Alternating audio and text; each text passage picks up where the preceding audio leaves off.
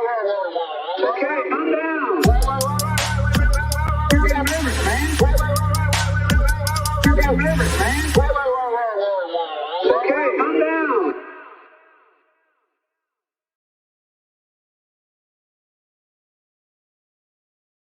Hello and welcome to the Katie Halper Show. I'm so excited to be here with you. We have an amazing show today. We will be talking to presidential candidate Marianne Williamson about her race, about politics, about the state of the world, about what it takes to get media coverage when you're running against Joe Biden.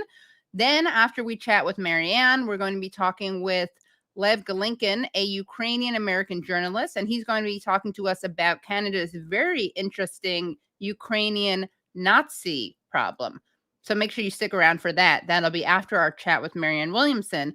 Please do like the stream. Make sure you like the stream, hit the like, hit the share, hit the subscribe. To subscribe, you press subscribe and then the bell. That helps grow the channel. Make sure you do that. Also, if you can join us at Patreon, patreon.com/The Katie Halper Show. Again, that's patreon.com/The Katie Halper Show. You get way more content than you get if you don't join Patreon. If you can join just at the $1 a month level, that is great. That helps make the show happen. And if you want that extra content, that's the $5 a month level. And again, you just do that at patreon.com/The Katie Halper Show. So if you're watching this stream live, you're in luck. You get to see the whole stream. If you're watching the stream later and you want to see the full stream with Marianne Williamson, as well as the full stream with Lev Golinkin, then you will be able to do that at patreon.com/The Katie Halper Show. Again, that's patreon.com/The Katie Halper Show. Now, before I bring on Marianne, very exciting announcement. A documentary that I made called Commie Camp is going to be screening in New York City. And Commie Camp is about Camp Kinderland. It's a camp that I attended as well as my mom and grandmother, as you'll see in the trailer that I'm about to play. And Kinderland was founded in 1923, which means that it is celebrating its 100-year anniversary. So I'm releasing the film to celebrate that date. And we're going to show you a trailer of the film right now. This is Camp Kinderland.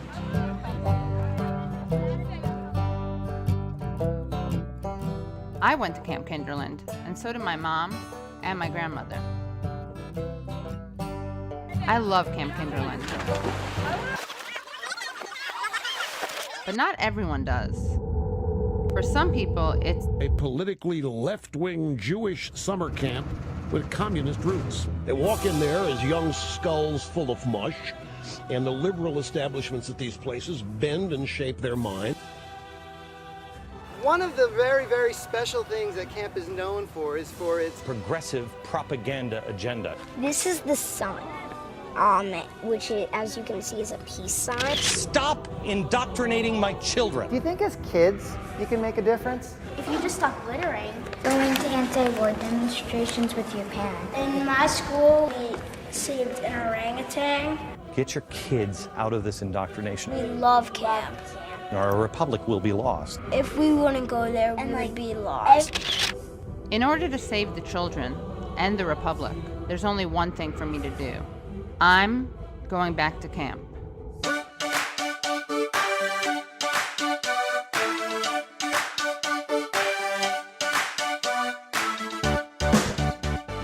I know the word for cream cheese. Schmear. This girl wrote a letter under my bed that said somebody has a crush on you. No more! Garbage, garbage, garbage, garbage! We're sort of in love. Well, today was really fun. I had a really good time. I hope the other days are going to be a lot funner. That would be amazing. 1, 2, 3, and...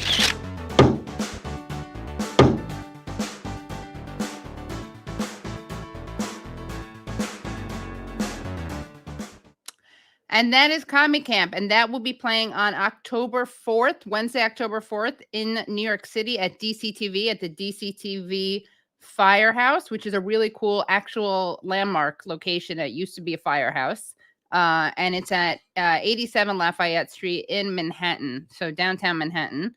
And then if you're not in the tri-state area, if you're in the tri-state area, get yourself to that screening. We'll put a link in the description. It'll be fun and funny. Susan Sarandon has blurbed the film. Medea Benjamin has blurbed the film. Oscar nominee Josh Olson nominated for an Oscar for his screenplay for A History of Violence. He also has blurbed the film. All positive things, obviously. Basil Hamden, Michael Moore's executive producer on Fahrenheit 9/11, has blurbed it. So lots of cool people like the film, if I do say so myself. So make sure you come out to that. And if you can't catch it then shortly thereafter, it will be for sale online at YouTube.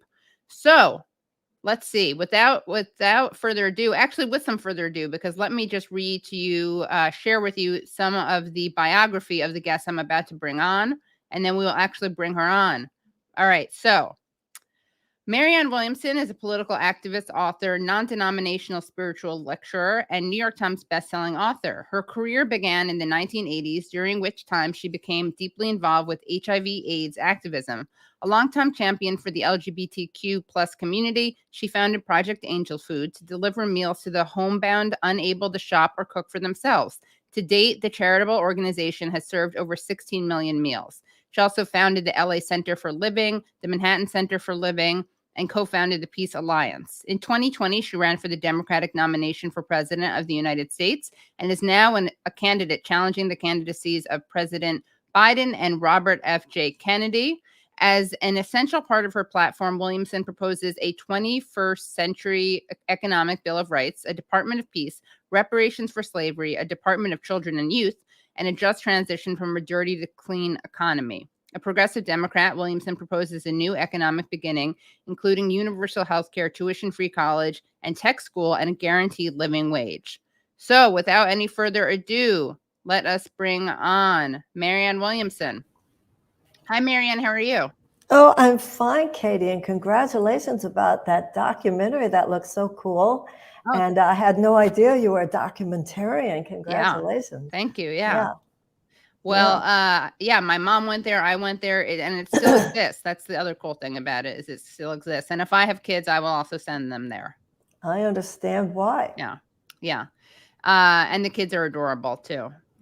So, Marianne, let's see.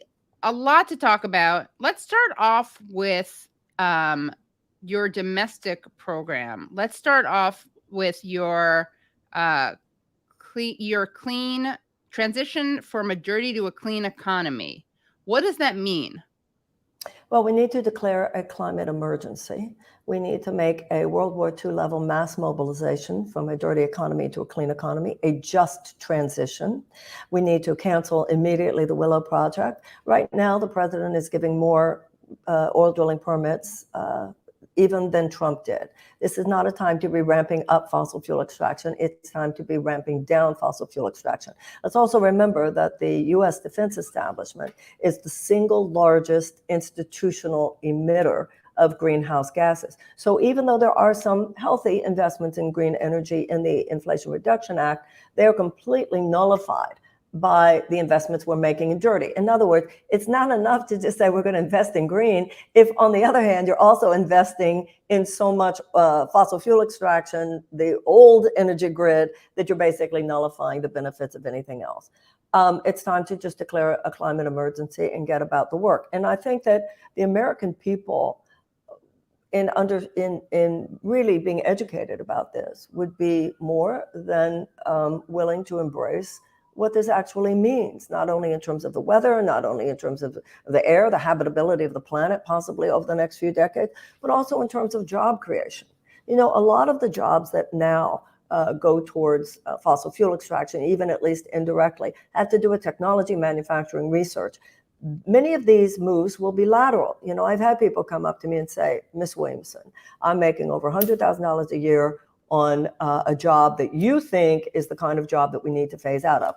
Are you telling me that you want me to go work for $15 an hour to put up solar panels? Well, the answer is no, actually, because this can be strategized, this can be mobilized, this can be organized. And that man who spoke to me is exactly the type of person who should not and would not, under my administration, fall through the cracks. But we have to make this transition. And I think that, like so many things in our society today, the change is going to come. The issue is, are you going to make the change wisely and willingly, or is it going to be thrust upon you? And I fear for my country, and in many ways I fear for the world, if we are so unwise as to allow these changes to simply be thrust upon us. So what kind of things would happen after a climate emergency were declared? Well, the issue of a climate emergency is that the president has the power to override certain things that otherwise you wouldn't. One of my favorite stories about Franklin Roosevelt is when Franklin Roosevelt, at the beginning of World War II, once Roosevelt knew we needed to get in, that the free world was at stake here. The U.S. basically had nothing to speak of in terms of military power, and Britain had nothing. Meanwhile, Hitler had been building up his military for 5 years, and every time he invaded a country, he was able to absorb their military capacity. So Franklin Roosevelt needs tanks, and he needs ships, and he needs planes. So he calls in the big three. The same is what's going on in Detroit right now, right? That big three. So he calls the big three into his office in Washington, and he says, gentlemen, I need this many ships, and I need this many tanks, and I need this many planes. And the answers of the big three, the big industrialists in Detroit, were, President Roosevelt, sir, we are patriotic Americans.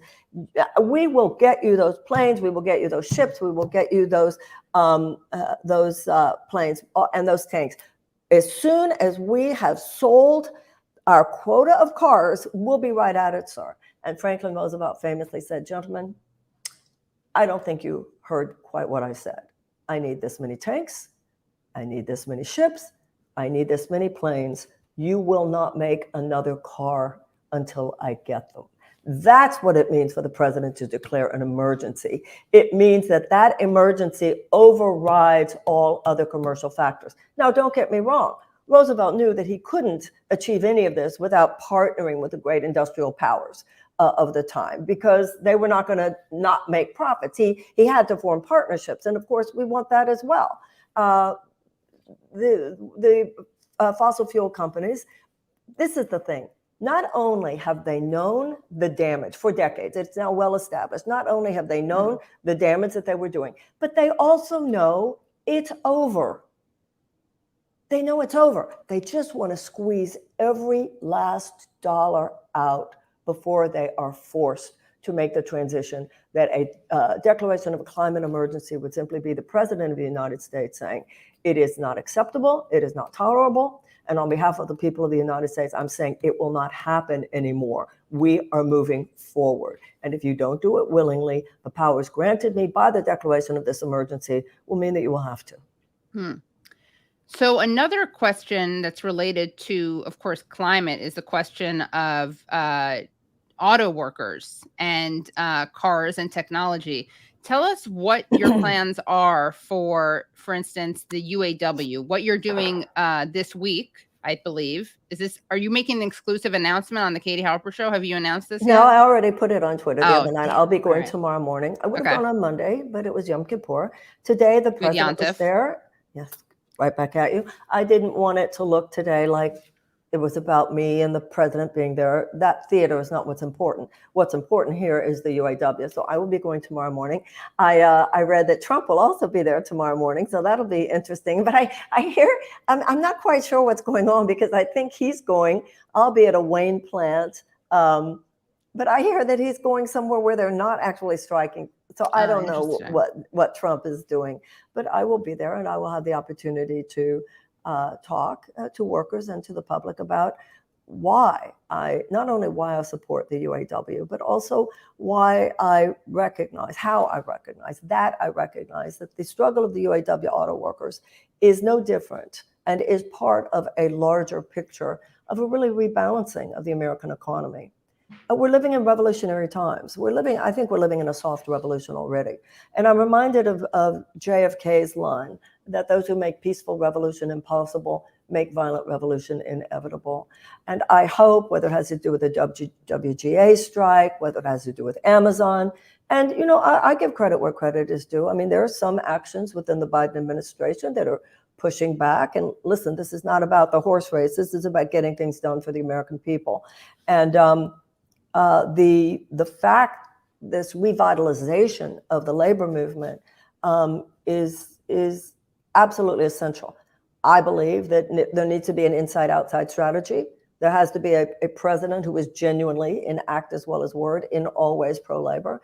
And there has to be the outside strategy of the labor movement. You see it happening. And, Katie, I'm old enough to remember, first of all, my father was a Detroit labor organizer with the CIO before it was the AFL-CIO.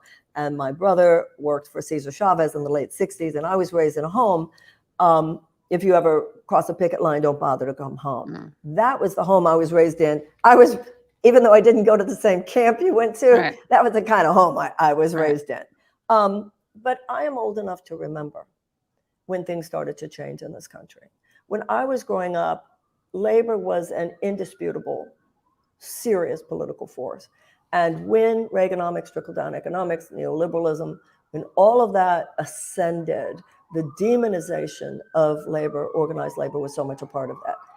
That's not to say labor didn't have its own issues at all. However, to watch how they were squashed, how they were demonized and minimized, peripheralized, how the right to work state laws came into being, and now to watch this revitalization is, I think, very encouraging for all of us. And what do you think of Biden's position on the railway strike? Ultimately, more than not, he sided with the railroad companies. I think, whether it has to do with that particular strike, whether it has to do with what happened in East Palestine, the tyrannous power. And I do not use the word tyranny lightly, but we are talking about corporate tyranny in many of these cases. And I think that the railroad companies are one of them. Even when Pete Buttigieg went to East Palestine finally, and he sounded like a whining child. Every time we try to regulate, you won't let us. What is this? Won't let us. I'm so tired, whether it's the Republicans, when they're in power, don't even care to fight. In fact, they're there to enable the corporate powers. But to hear Democrats go, they won't let us, it's just enough to make you want to inject them with some spine, which is why I'm running. All right. It's going to take a woman in there, isn't it? Yeah, perhaps. I think. Yeah. And certainly a woman who's good on women's rights, as opposed to, say, Hillary Clinton, who, when she was running against Bernie, of course, famously did not support the fight for 15 and people who care about economics and women's rights know, of course, that most minimum wage earners are women and women of color. So that was an interesting example of Hillary Clinton not actually being pro-woman, but just... Well, the most important thing we could do to help women right now is something I would do my first day in office, and that's call the archivist and tell her or him to publish the ERA. I mean, that's the quickest, most potent way to close the wage gap between men and women. I mean, that will have an extraordinary economic effect for women, and the president could do that now. Enough states have ratified, the president could call and demand that that be published, and he has not. Yeah, a lot of people think that the ERA was mostly symbolic, but it actually has... It's actually not at all. It's actually not at all. It would have a tremendous economic effect. How And can you think it's only symbolic? Who came up with that? a lot of people, I think, write it off as that. I don't. Yeah. So what would the ERA do? Well, it means that there is no laws that could be passed. I mean, the wage gap between men and women, it will no longer be legal. You cannot have... and in fact, many people argue that if we'd gone on and published the ERA, that they could not have overturned Roe v. Wade. Right. That's another question I have for you. So given how much the Democrats have dropped the ball on Roe v. Wade and how empowered the conservative wing of the Supreme Court is, and one could argue it's just a conservative institution, what would you do to protect women's right to choose? Well, you need to codify, but in order to codify, you're going to need, first of all, you're going to need, the power in Congress. That's not something that the president just can come in and make happen. But I don't understand why we are so precious about the filibuster. The filibuster came about in order to protect slave owners and racists. So I don't understand why we're so precious about at least carving out, if not obliterating, the filibuster. And what about childcare? Well, in my economic bill of rights, one of the things that we talk about is free childcare. That's what I have. My economic bill of rights, which is an extension really of, in the 21st century, of Franklin Roosevelt's Bill of Rights, universal health care, tuition-free college and tech school. Let's cancel the college loan debt. Let's have free childcare. Let's have paid family leave. Let's have guaranteed housing, guaranteed sick pay, and guaranteed living wage. This is the thing, Katie. The ship is listing so far to one side that if you even say, let's put it up just so that it's a level playing field on any way you look at it, just a level playing field for the average American working person. There are elements in this country, including in the Democratic Party, would say, wow, that's so left wing. That's crazy fringe stuff. But actually, everything that we're talking about there is considered a moderate position in every other advanced democracy, including free childcare. I think that the powers of government should be used to help people thrive. People say people want all these free things. First of all, it's not free. It's your own tax dollars. And right now, your tax dollars are going towards corporate subsidies for these huge multi-billion-dollar companies who are already making billions of dollars in profit. Often they're making profit doing things that actually hurt people, hurt other species, and hurt the planet. And in cutting the tax rate for all the very richest among us. So this is why a campaign like this matters. We have to just keep saying it. Martin Luther King said, your life begins to end on the day you stop talking about. Am I boring you, Katie? I was just going to say she's going to think I'm yawning. I was about to sneeze and I was covering my nose to sneeze. That's why I muted myself. Yeah. But I didn't sneeze. Yeah. So, yeah, Martin Luther King said your life begins to end on the day you stop talking about things that matter. The idea that there would not be a presidential candidate in this race saying these things, and to be honest, that there would be people who know that these things are true, who believe these things, who would not be supporting that candidate is pretty shocking to me. Yeah. So I just want to say, I'm torn because I try to ignore the comments, but I want to say something. You and I disagree on certain things, and actually we're going to get to that towards the end of the interview. But something that really does frustrate me in some of the critiques, and I don't even want to give them oxygen, but I will, because this is one of the first things that people were commenting when I tweeted about you coming on the show today. There's this line about you that you are doing this to sell books. And I would just like to, you can respond to that, but I just want to say something, because I find that to be such a disingenuous argument. And you can have critiques of a candidate and you can have policy differences, but if Marianne wanted to sell more books, she wouldn't be in politics. Like your books that are very successful financially are not about politics. They're about something else. So I'm just giving you the chance to respond to that claim that that you're doing this to sell books. Well, I remember when I was on The View in the last election, Meghan McCain and Anna Navarro and all of them were saying she's just doing it to sell books. First of all, every candidate had a book that was about their agenda. That's what you do. I'm sure many people remember Dreams of My Father that Barack Obama had, the audacity of hope that Barack Obama had. That was a good thing. That's not a bad thing. I don't have a political book on this campaign because I had already written that last time. It certainly did not sell books. Although I will point out the one who did have a bestseller based on his book he had at the time was Andrew Yang. Nobody complained about that. I write spiritual books, except the two political books that I'd written, one of which was to explain my agenda, like every other one did, Kamala Harris and everyone else, which is what a candidate does. I make my living, however, writing spiritual books. The way to make money writing spiritual books is to go on a book tour, not a presidential campaign, and you talk about that book. All those people say I'm selling books. When have I mentioned a book? You don't mention a spiritual book. The way to sell a spiritual book, I can tell you, because I've written a few of them, is to never mention politics. Right. Talking about politics, being in politics has been actually very bad for my career from a commercial sense. There is someone who worked for the campaign who lost his job, who got on the internet and said, it's just a book tour, folks. this man knows nothing about book publishing. He knows nothing about me, actually. Yeah. And it's just very sad that people will take a narrative like that, like so many others about me, I might add, and run with it. Yeah. Tell me what book I'm selling. That's the interesting thing. What book am I selling? Because I don't know which book do they think Right. I'm selling. Right. It's kind of like which crystal and Right. which person have I thrown a phone at recently? Right. Yeah. All right. That's another one. Yeah. Speaking of which, I want to take it back a little bit, because another thing that you've dealt with are rumors about like not believing in medicine and that you're bad on LGBTQ rights. Can you talk about your early days with Project Angel Food?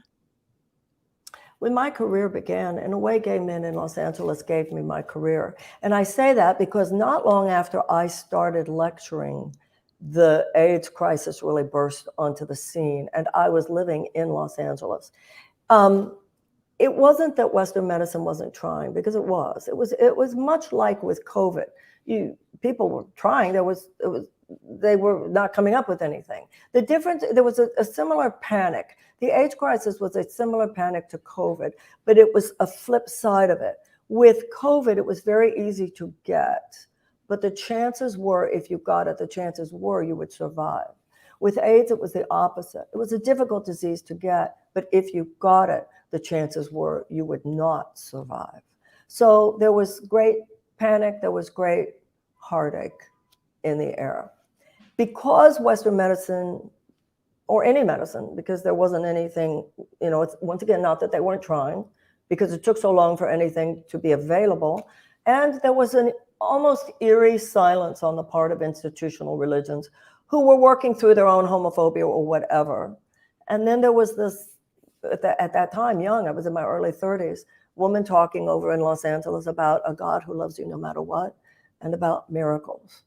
And it became, my Tuesday night lectures became almost a place where we could all get together, where in the 80s you went clubbing, in the 90s you came to these lectures and went to spiritual support groups and so forth. I certainly never told anyone never to take their medicine, and I'll tell you, at that time, there was no medicine.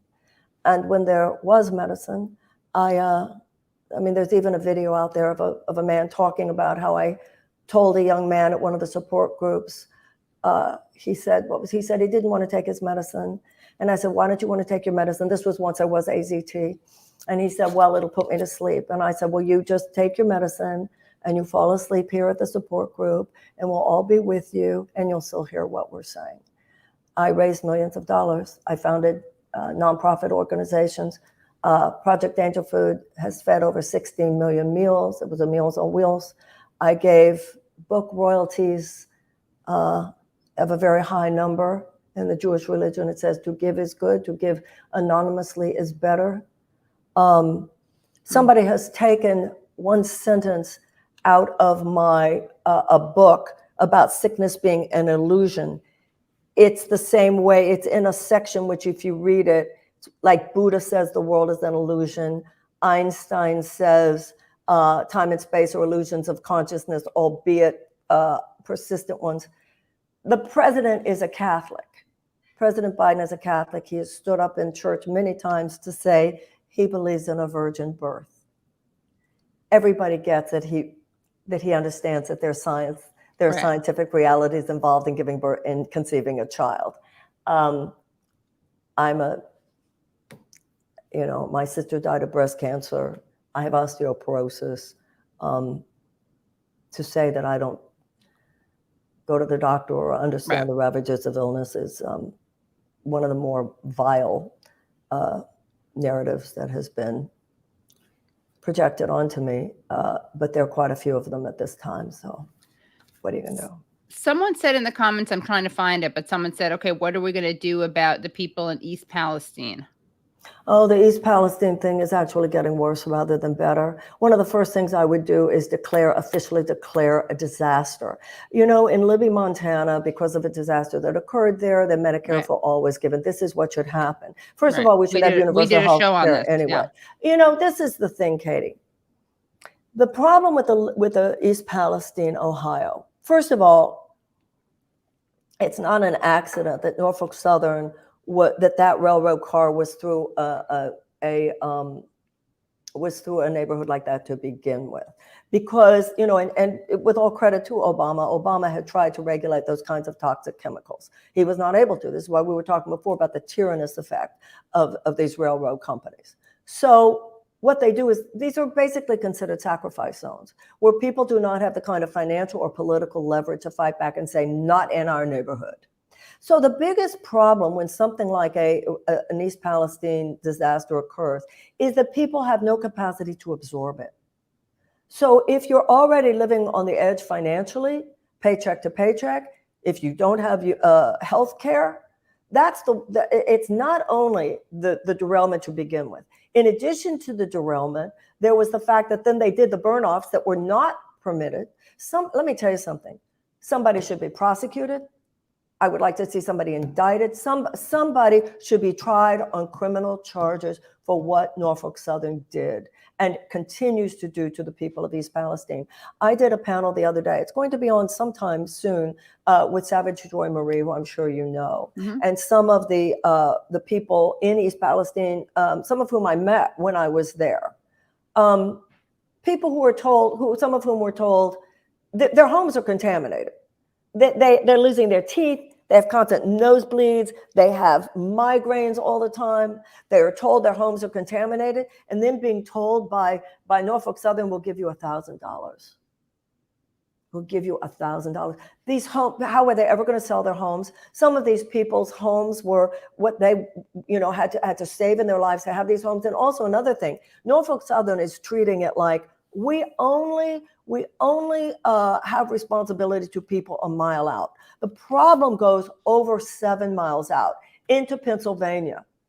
There are people who cannot go back to their homes. One woman on this panel, they have said, we are going to cover your rent where you are until March of 2024. And then where are these people going to go? They can't go back to their homes. They have been to Washington. They have spoken to senators. They've talked about the fact that thank you, Scott. Much love to you, darling.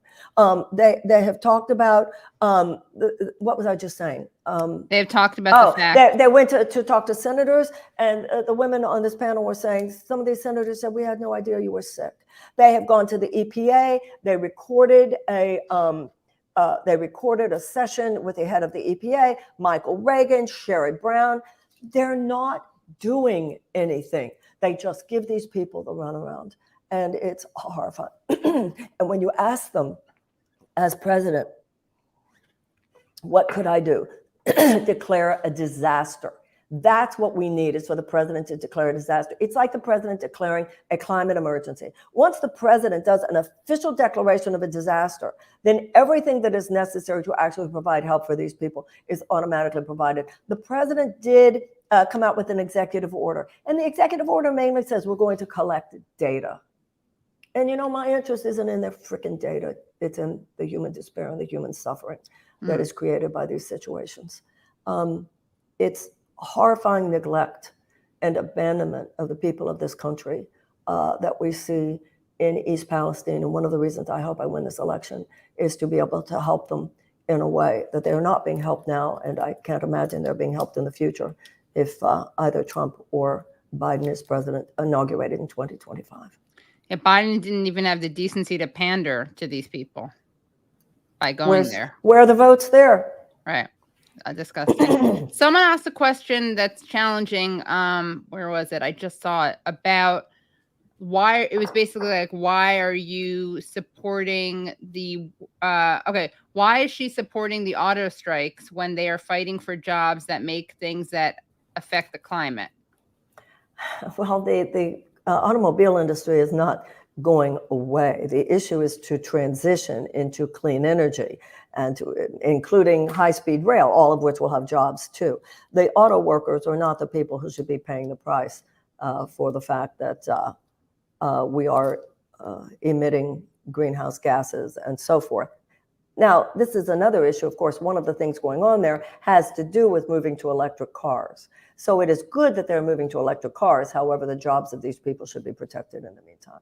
Not just in the meantime, but even going forward. And one of the things that we need, if you look at the tens of thousands of miles of high-speed rail that they have in China, this is not about whether or not there should be a transportation industry. This is about whether there should be a healthy green transportation energy and industry, and whether people's jobs are protected, saved, and transformed into the things that will both provide good paying jobs as well as a healthy economy and a healthy environment for the American people in the years to come. What about Joseph Biden's position so far on student debt? Well, some people say that if he had just, at the very, very beginning, I've heard Brianna talk about this, if he had just come in at the very, very beginning and said, cancel all of it. And some people, then they would not have been able to mount the challenge that they mounted. And also, if you talk to the people at the Debt Collective, he could still use the higher education bill. To me, the important thing on this business about the student loan debt that I want to make clear to the American people, these loans should never have existed. They are an expression of predatory capitalism. That's the problem.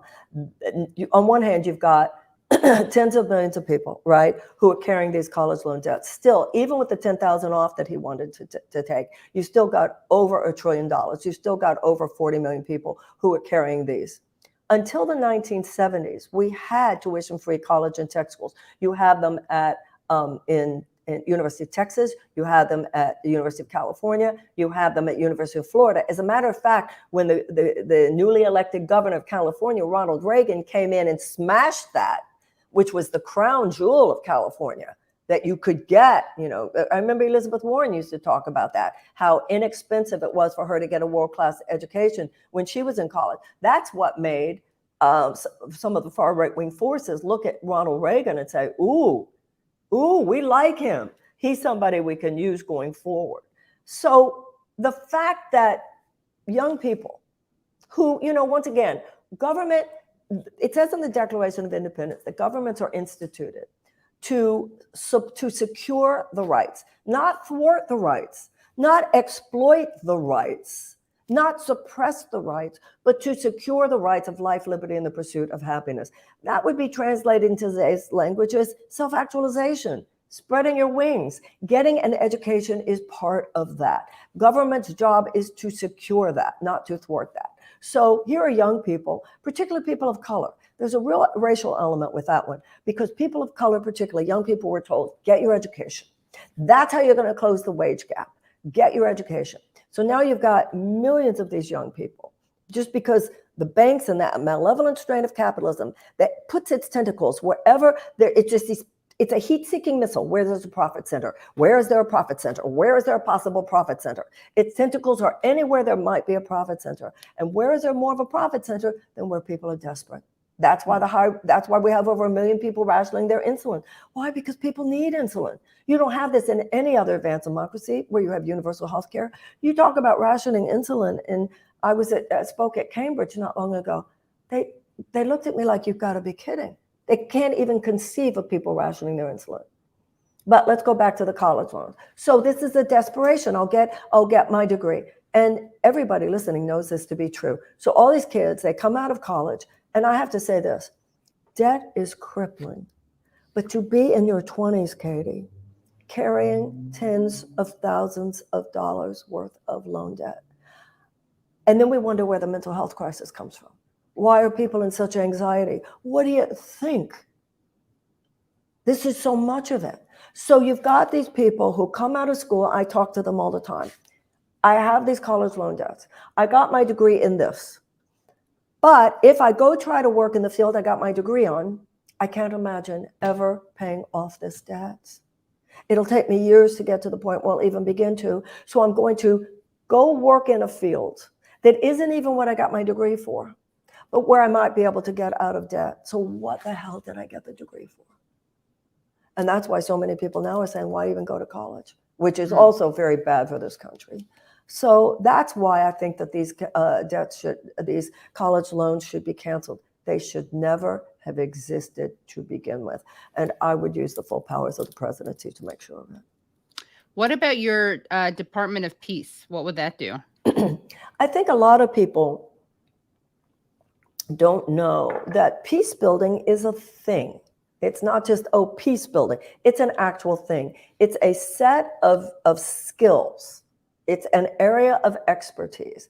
There are 4 factors which, when present, statistically indicate that there will be a higher level of peace, a higher incidence of peace, and a lower incidence of violence. And this is true whether you're talking about a corner of an American city or you're talking about another corner of the world. Those four factors are higher educational opportunities for children, greater economic opportunities for women, a reduction of violence against women, and an amelioration of unnecessary human despair. Even Donald Rumsfeld, for God's sake, said we need to learn to wage peace. And JFK said, if we don't get rid of war, war will get rid of us. But we have our domestic war zones too. So when I think of a Department of Peace, this applies not only to international situations, but also to domestic situations as well. You know, Martin Luther King said there are 2 kinds of peace, negative peace and positive peace. Negative peace means there's no outright violence, but there's an underlying tension and anxiety. He said positive peace is where there is, he said that can only be predicated on justice and brotherhood. Just like we have a military academy, we should have a peace academy. And in a military academy, you get your education, but you learn the art of waging war when war is what the country feels it needs. And then you pay your country back by then serving in those wars. That is what a Department of Peace will do. There will be a peace academy and people will be trained. It's taking the Peace Corps to a much more evolved place. Peace Corps is now go there and do what you can.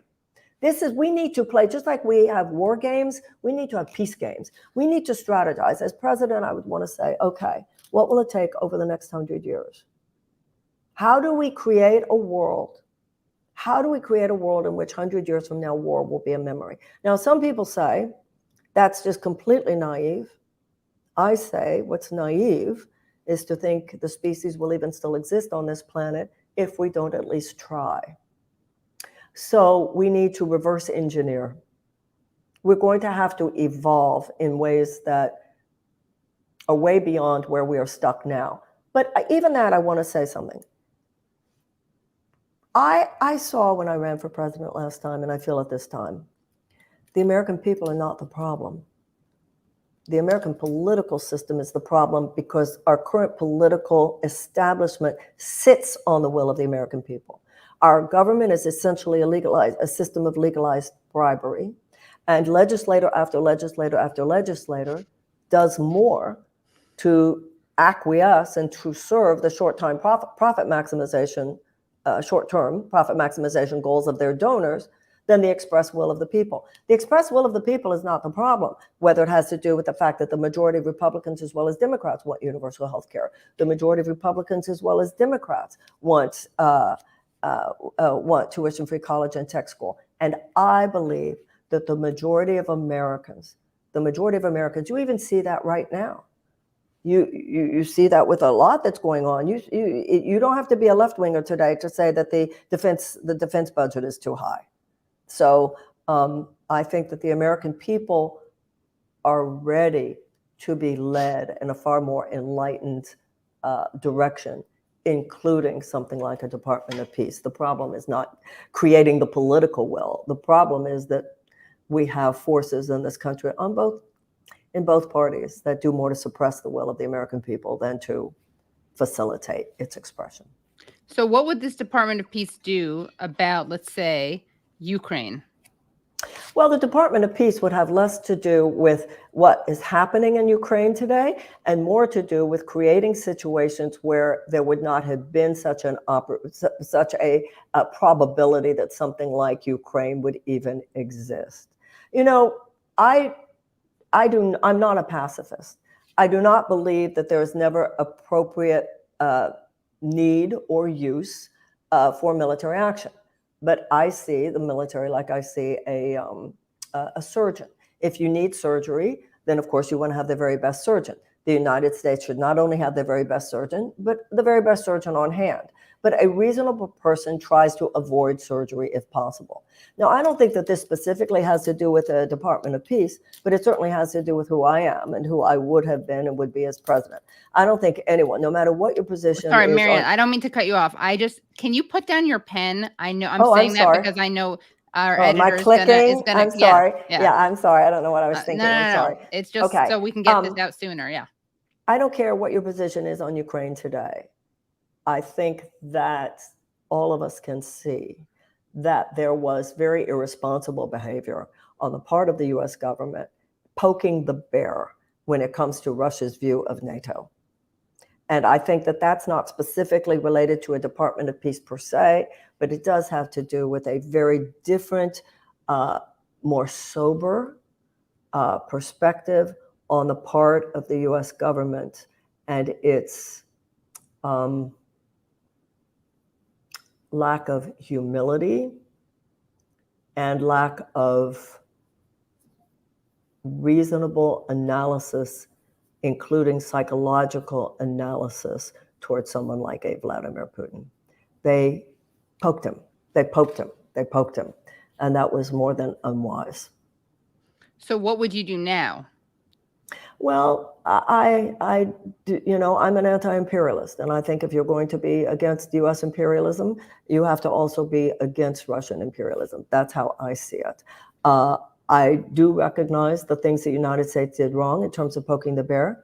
I do recognize including some fast and loose with NATO that was unwise, the Aegis missiles in Poland, and so forth. I'm not in any way excusing that. However, to me, in my mind, none of that justifies Vladimir Putin's behavior now. I think a lot of what's happening with Ukraine comes down to how you view Putin. Do you think this is all he wants? Some of my friends say, this is all he wants. That's all he wants, and he'll be happy. Just let him have that. I don't believe that. You look at what happened with Crimea. You look at what's happening now. He takes what he wants. He takes a beat. He comes back for more. When you look at Latvia, Estonia, Lithuania, when you look at the fact that Finland, which has played this neutral, they didn't want to be part of NATO. They didn't want any part of it. And now they want to be in NATO. I think that, when I hear someone like Robert Kennedy talk about the humanitarian disaster, which we all see, but he talks as though, let's end the humanitarian disaster. If the United States just pulls out all support for Ukraine, the idea that that would end the humanitarian disaster is absurd. It would begin the next phase of a profound humanitarian disaster when you think in terms of Putin and basically we're talking about the occupation of Ukraine. That's another thing. I find some people very selective in where they have a problem with occupations. That is an occupation. And that is a grabbing of land and a sovereign country. I know a lot of people, particularly on the left, do not agree with me about this. There has to be a negotiated settlement. That's the only way that this can end. You said to me a couple months ago, talk to Aaron Mate, talk to Aaron Mate. I called Aaron, we talked for quite a while, and he said to me, we're not that far from each other. We're not. Of course it has to be a negotiated settlement. That goes without saying. I would like it to be a negotiated settlement when there is still a Ukraine to negotiate. But isn't there more of a chance? I mean, there is a Ukraine right? Ukraine exists now, and we know that there would have been a more favorable negotiation earlier, like in April of 2022, which we know Boris Johnson scuttled. So why do we think that it'll get better the longer the war goes on? Or why do you think that, I should say? Well, Marianne, thank you so much for joining. Thank you, and really thank you to your audience and to your great people in the background and stuff. And I love you, Katie. Thank you for being my friend. Thank you. Bye, darling. Bye. All righty. That was Marianne Williamson. That was great. Let's see. I'm going to bring in our next guest. I'm so excited. We have two guests that we're bringing in. One, they both graced the show before, but I'm going to quickly play as a little palate cleanser because I need to grab some water. I'm going to play the trailer to my documentary Commie Camp, which you guys can see on October 4th. And then I'll be right back. But so excited to be talking to Lev Golinkin and Mark Ames about Ukraine's curious Canadian Nazi problem. So we're going to see Commie Camp, and then we're going to talk Ukrainian Nazis. What is a better time than that? All right. This is Camp Kinderland.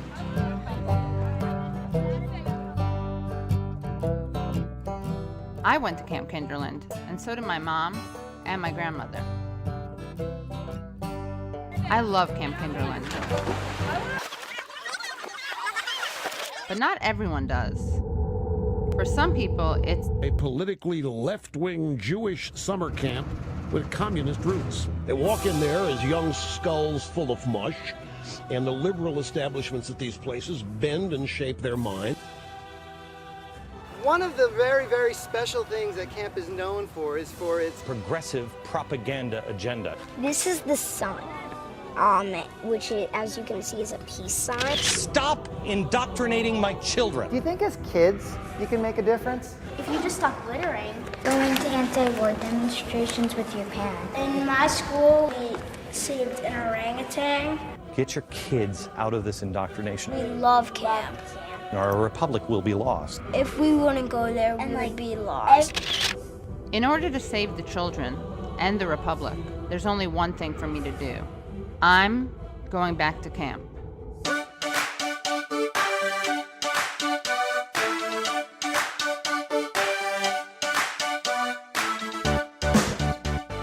I know the word for cream cheese. Schmear. This girl wrote a letter under my bed that said somebody has a crush on you. No more! Garbage, garbage, garbage, garbage! We're sort of in love. Well, today was really fun. I had a really good time. I hope the other days are going to be a lot funner.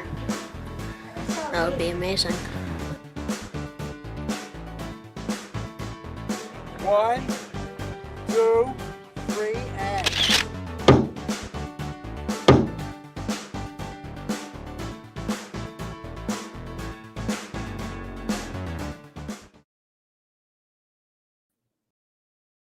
Sorry about that. All righty. So that's Comic Camp. So make sure you come October 4th. And if you're not in the tri-state area, which I hope you are, if you're not, then we will be making it available for rental and sale. But definitely try to come see it in person because it's great on the big screen. But if you want to see the full interview that we just did with Marianne Williamson, then make sure you go to patreon.com/The Katie Halper Show. Again, that's patreon.com/The Katie Halper Show. And we are going to move on to the second segment of the show. And we're going to be talking with Mark Ames of Radio War Nerd podcast, Lev Golinkin of many places like the New York Times and the Guardian and the Forward, and Yasha Levine of the Russians podcast. Welcome. Hey, how you doing, Katie? Good, you? Good. Lev, Yasha.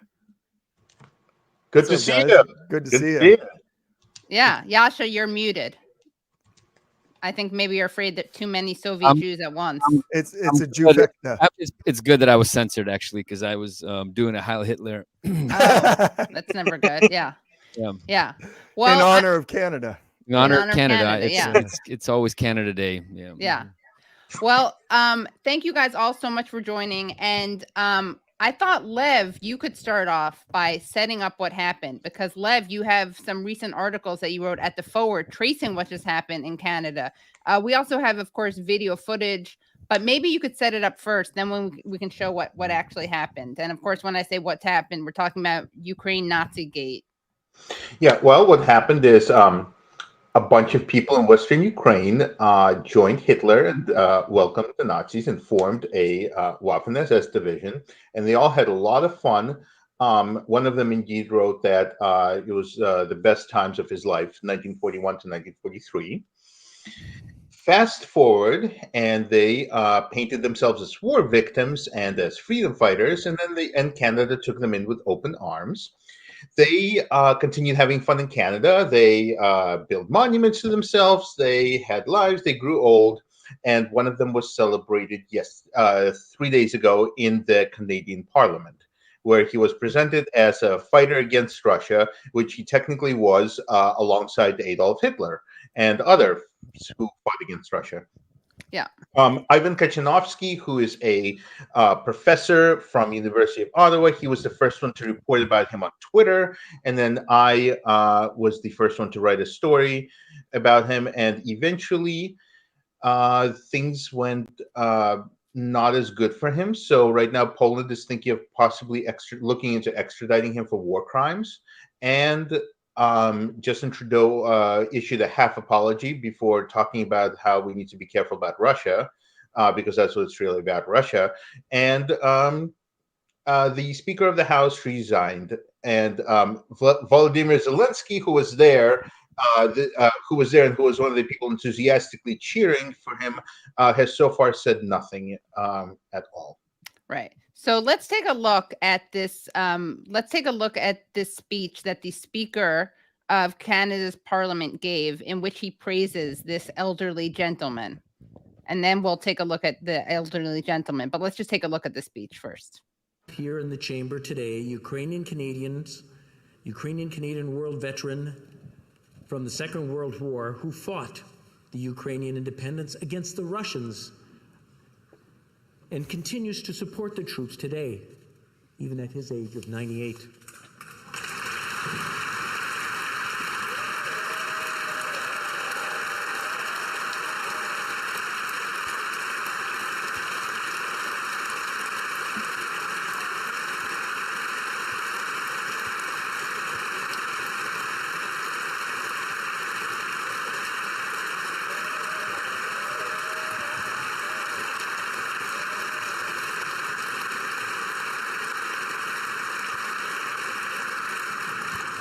His name is Yaroslav Hun. And I was going to say he's in the gallery, but I think you beat me to that. But I'm very proud to say that he is from North Bay and from my riding of Nipissing Temiskaming. God, I hope they just play that over and over and over for the rest of my life. Yeah. You know, that is the only thing that finally burst that Ukrainian, Canadian, emigre Nazi bubble, because nothing else would do it. It's incredible. Like, there was that pause when he says, and he fought the Russians in World War II, and all of a sudden it's like, wait a minute, Russians were allies. But then he just kind of went on, and it was just like a slight little brain fart, but they're so deep. I mean, they've been doing this over and over so often that I think that no one expected that this would actually be the thing that got them in trouble, because this has been going on endlessly. I was okay, so I have to admit, I spoke to my sources in Canada, but I was having like back and forth with other people who've been researching this in Canada,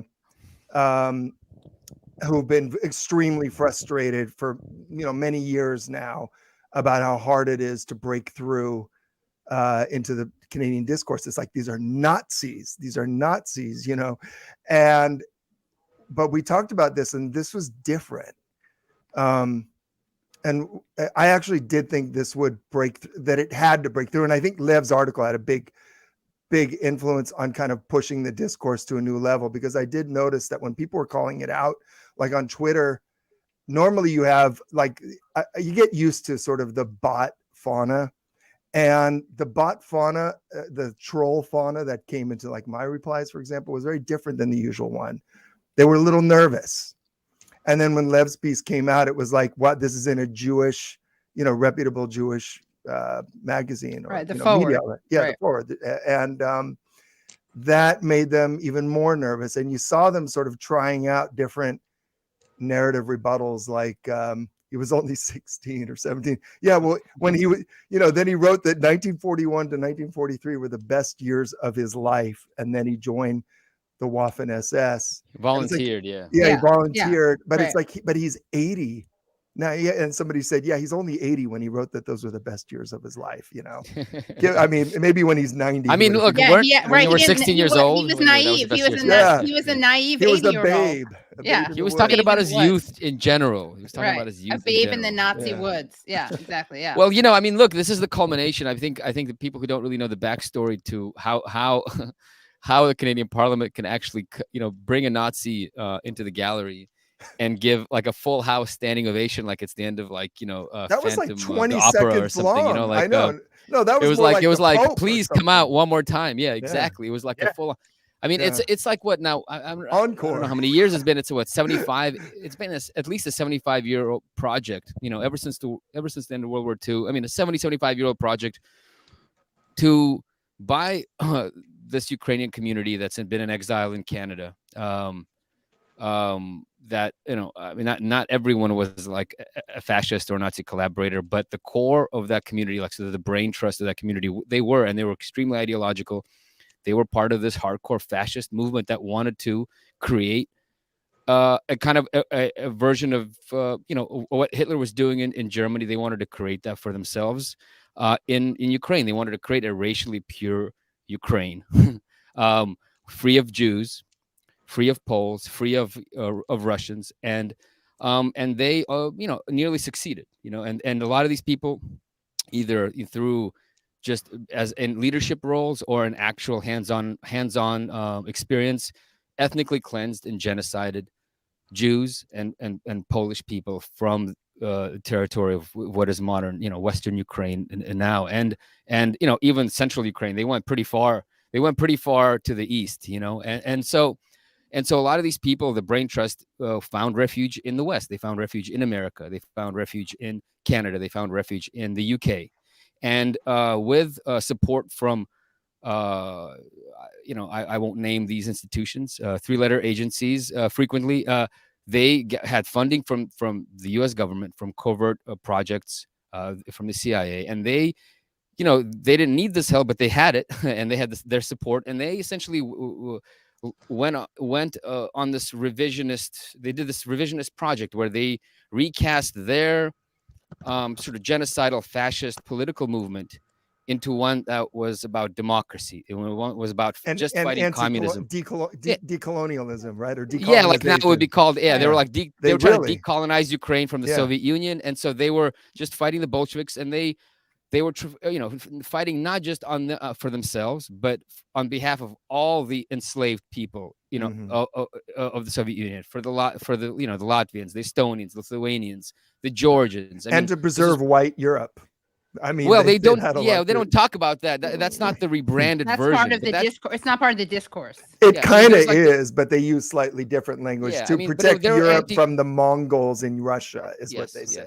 Yeah. But they recast themselves as this, basically a kind of good Democrats, patriots, anti-communists, first and foremost, and they have been very effective in editing the history of their movements, and to the point where.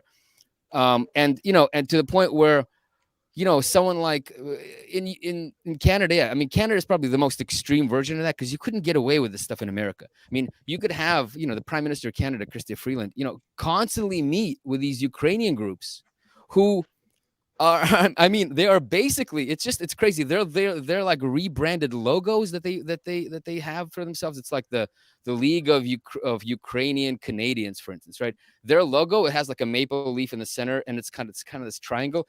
It is the logo of the OUN, of the Organization of Ukrainian Nationalists, that was led by Stepan Bandera, the one that was basically, he is like the Hitler of Ukraine, basically, like the little Hitler of Ukraine. It is exactly the same, except they just stuck a maple leaf on it, and they changed a couple of letters around.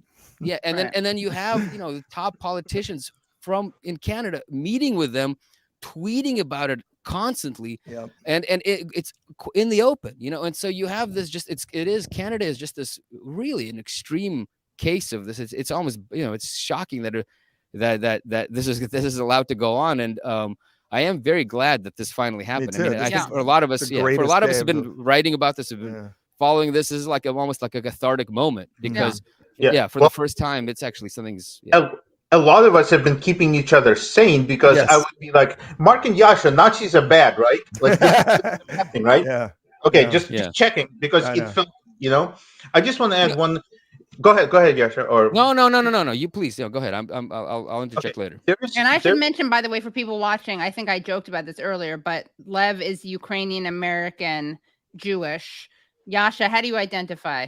I don't want to put you in a box. Well, I mean, I half of my family, Should be a three-quarters of Bolshevik? yeah, exactly. I'm a born again communist. Yeah. No, but three out of four of my grandparents come from Ukraine.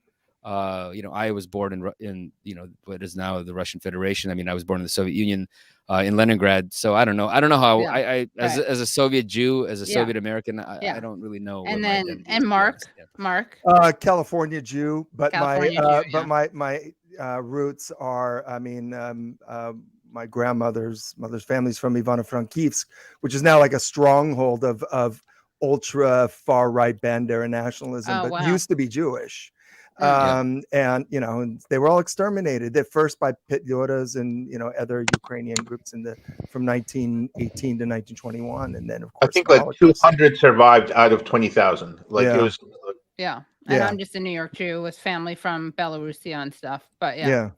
I mean, my family, my family, essentially, as far as I can reconstruct some of the history, because this wasn't really talked about in my family. I mean, they fled the famine in Ukraine, from what I can understand. Right. Trying to why they left the shtetl at the time that they left, and they ended up in Crimea, and they kind of ran from the famine, and so they were part of the what was now known as the Holodomor, the famine in Ukraine. And so they were Jews, and they were affected like a lot of Ukrainian Jews were affected in this famine. Of course, Jews, they were a minority in Ukraine, but they were a large minority, and like everyone who lived at the time during the famine, they were affected by it. And so, I thought we caused it, Yasha. Well, that's it's a typical self-hating Jew. You just famine yourself just because you just hate self-famining Jews. Auto-famine, yeah. We put ourselves in the gas chambers too. Self-famining, self-gassing, But I mean, this is crazy. This story, like you guys are saying, it finally broke through. Lev, what can you tell us about this actual particular Nazi? Well, first of all, that's a great question, and I will then proceed to answer the thing that I wanted to say. Okay, Oh, well, you want it? No, you go first then. I forgot. I cut you off with my genealogical. I just realized that people watching may not know that you're a Ukrainian American Jewish journalist, which is two things. First of all, Yasha has been writing, and he should plug it. He's been writing a phenomenal history, and I don't even know what it is. It's part memoir, part family history, part just a story about how immigrants are used and are woven into Americans' foreign policy, blah, blah, blah, blah. It's been fascinating. Thank you, man. Thank you very much. 1. 2, I don't have the exact info for this, but one thing I found also fascinating is that an ancillary benefit of bringing in these Waffen-SS men was they used them as strike breakers. Yes. I wanted to say that too. No, that's a great point, because we have to remember that we know the Ukrainian diaspora now is very reactionary, right-wing nationalist. It wasn't like that. Go ahead, Lev, but it's a really important point to make. And there are still a lot of Ukrainians, especially in Canada, who are angry about this, and they've been key to exposing, for all of us, things like Chrystia Freeland's grandfather. That's thanks to Ukrainian immigrants in Canada. So, well, it's 99% of Ukraine fought against the Nazis. It's like I hate it when Western media is like, these people are seen as heroes in Ukraine. They're not. They're seen as heroes in the very tiny part of Ukraine. But they were brought in as strike breakers because, you have people who need jobs, who are immigrants who need jobs. You have people who are well organized. You have people who are excellent at carrying out violence and experienced. And you have people who are programmed to hate anything that smacks of socialism. And communism. So there's communism. The what? Because there was a pretty strong communist party in Canada. The Union presence in Canada was very strong, and so they were brought in as fascists being anti-communist. They were brought in as anti-communist muscle to break up the unions. Fascism was violent strike breaking at first. That they evolved from violent strike breaking to a larger program. But yeah. So don't quote me. Larger program, if you will. Yeah. Sorry.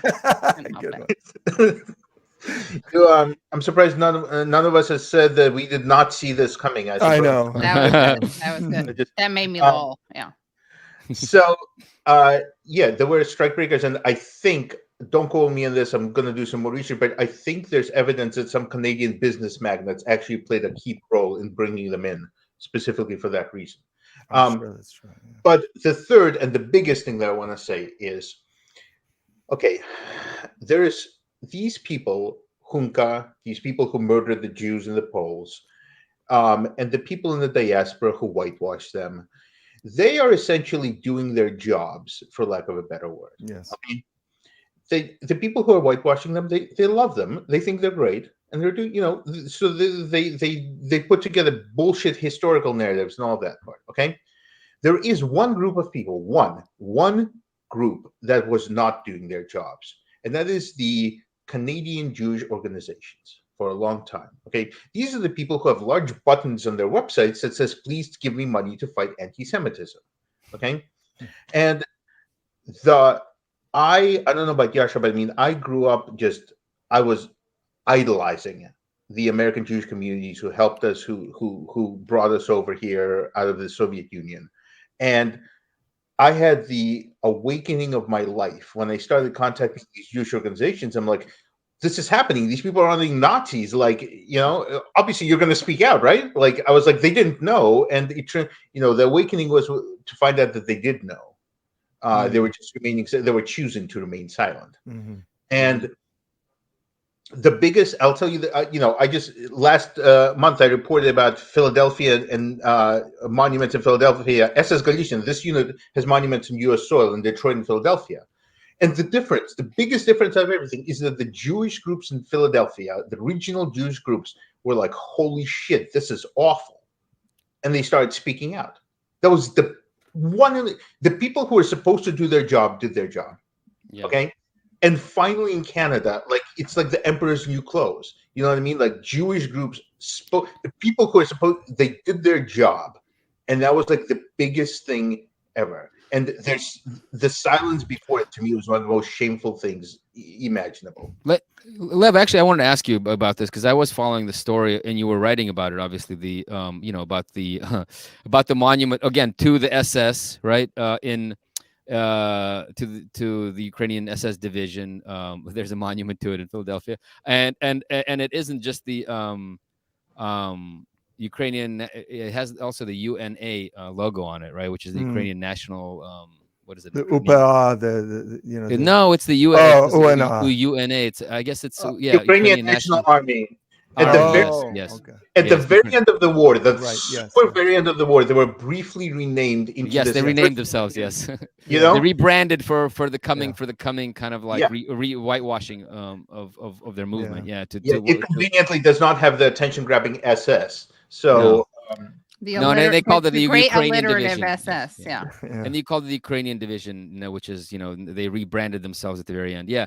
I mean, it was interesting because I was following it. And let me ask you this. Do you think actually, because these are big or Jewish organizations that actually said, hey, what the hell, Philadelphia, like, why is there, a monument to an SS division here in our backyard? I mean, these are big Jewish organizations. I mean, one of them is the Jewish Federations, right?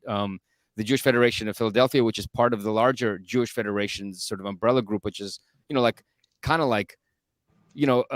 like it brings together all of these regional foundations in America, a very powerful group with a lot of money and a lot of influence. And then there's also the another group that American Jewish Committee and the Anti-Defamation League. AJC, yes, the AJC came in, which is another big one. Do you think it'll actually have an impact? Because I feel like, okay, they protested, they did their thing, but like, it ended there, It just seemed like it ended there. Well, it didn't. I'm working on a piece that's going to come out tomorrow. But in the meantime, it's been boarded up. Okay. The monument has been boarded up. Yes, and other people covered it with a Ukrainian flag and put flowers on it. So it's been wow. So there's like a little war that's going on. Yeah. It's like when the Jews make you board up your monument, but you still want to show love. I will say I hate this. that. Hate when that happens. Zelensky should travel there and put Yeah, some flowers on there. Yeah. What do you guys think? What is the backstory here? You have this Canadian, like very, very Goyish Canadian guy, right? Saying, like, praising this Nazi. Does he not know? No. Does he know, but he thinks it's politically expedient? Like, what happens here? How did this? Thank you guys so much. Thanks. Mark Thank you. Ames, Yaroslav Hun, Thanks a lot. and Lev Golinkin. Thank you. Thanks for having us on. Bye. Bye. All right. That was great, guys. What a great show that was. The three people I most want to talk to about Ukraine Nazigate, excuse me. I said Russiagate almost. Well, this was great. Thank you to those three amazing guests. Make sure you follow their work. Thank you to Marianne Williamson. And thank you to Brad for working this extremely long stream. Also, thank you to Tyler and Phantomus Fanta for clipping. And I will see you next week on the stream, and then hopefully see you in person on Wednesday at the screening. Okay, and to see the full chat, which you will not want to miss if you're watching this not live, if you're watching this later, to see the full chat with Mark, Yasha, and Lev, go to patreon.com/The Katie Halper Show. Again, that's patreon.com/The Katie Halper Show. Please like the stream, please subscribe, and we'll see you next week. Okay,